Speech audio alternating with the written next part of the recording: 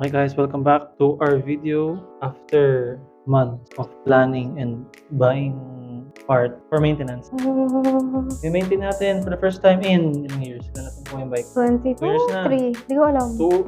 Two something years na lang para sure. So recently, wala na siyang brake. Yan na. Sagad na siya sa etong kabila mo yun. Sa akin sa kabila, sagad na siya. No more pressure, so kaya bumili na ako ng mineral oil. Meron na rin pang bleed, pang linis, and wax. And then, lalagyan din natin ng WD-40 yung mga chains para may boost. Tapos nagkakaroon na ng press. Yun, let's go guys! Linis tayo. Okay guys, ito ang ating pampyo. Microfiber cloth, make sure they're clean. Sabon, so okay lang yan, car shampoo. Wax, ceramic wax, pang car din. Itong WD-40 dalawa. Ano to? Matanggal ng grease at chains. Lubricate na rin sa kanya bago linisin. Ito yung chain lube para yan after malinis na. Ito mineral oil pang balik ng pressure sa ating brakes. Since ano na yung ating brakes. Yung bleeding kit. Para may paraan tayo maglagay ng mineral oil sa bike. Don't forget, kailangan natin ng tools na ganito. Multi-purpose. Kailangan natin ng hex, guys. Yun. So before, I'll show you. Ito yung bike. Linisan chains. Medyo nangalamang na din. Kasi yung brakes ito. Agad na.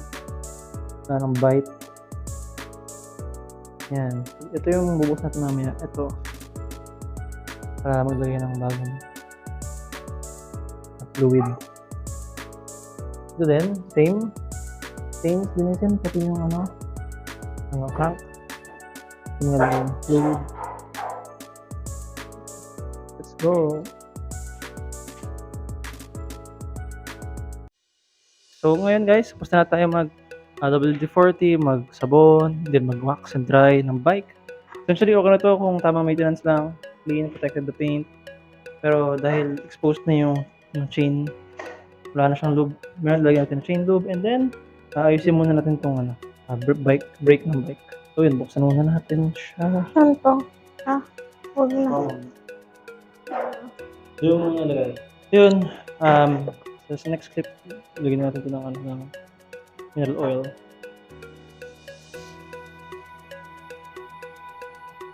A few moments later. Okay guys, maganda na niya.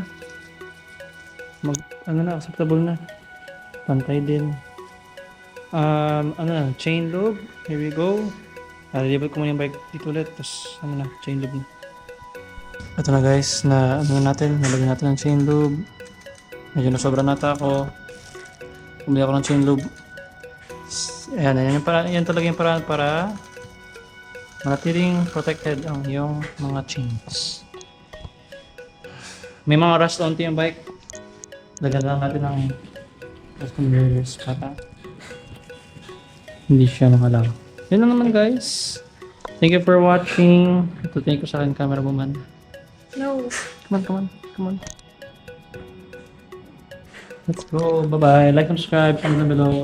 My name is David and this is Phoebe. Phoebe guys. Your first maintenance. Let's go. Bye-bye.